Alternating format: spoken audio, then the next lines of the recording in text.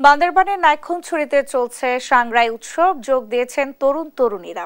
এই নিয়ে আরো জানাতে যুক্ত হচ্ছেন সহকর্মী আবুল বাশার নয়ন।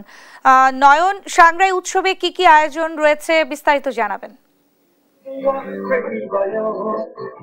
ধন্যবাদ।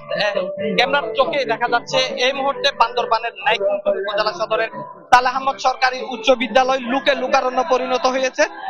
শত শত নারী পুরুষ এই মুহূর্তে এখানে মাঠে উপস্থিত হয়ে নাচে গেয়ে আজকের যে সাংগ্রাই উৎসব সেটি পালন করছে। সবাই আগামীর যে নতুন বাংলাদেশ বিনির্মাণে তারা প্রত্যাশার কথা বলছেন। আমি একটু কথা বলতে চাই, সাংগ্রাই উদযাপন কমিটির একজন নেতা রয়েছেন উসাইমং ছোট, তার কাছে একটু জানতে চাইবো যে আজকের অনুষ্ঠানের কি বার্তা দিতে চাচ্ছেন আপনারা। ধন্যবাদ।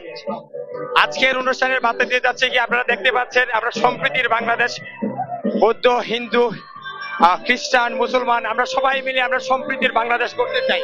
ধন্যবাদ।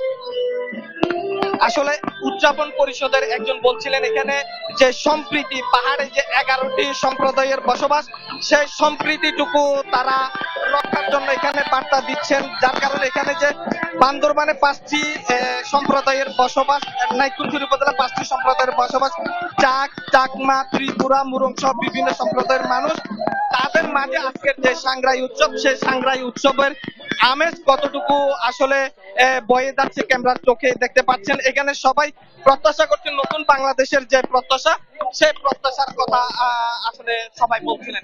এই ছিল আমার কাছে বান্দরবানের সাংগ্রাই থেকে সর্বশেষ। চলে যাচ্ছি স্টুডিওতে।